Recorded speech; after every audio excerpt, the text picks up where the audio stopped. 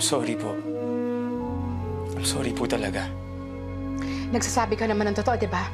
Yung mga sinabi mo kay Ryan? Yung mga ginawa sa'yo ni Sinon sa Amerika?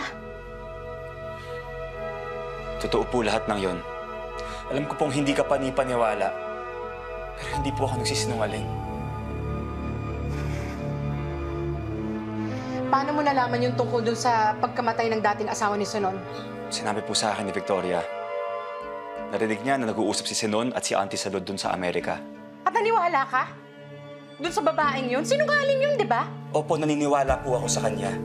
Dahil wala akong rason para magsinungaling pa sa akin si Victoria.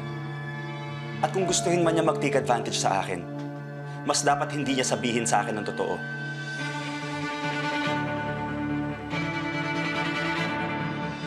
Kung ganon, kung talagang nagsisisi ka,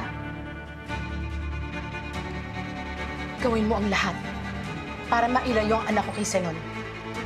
Iligtas mo siya kay Sinon.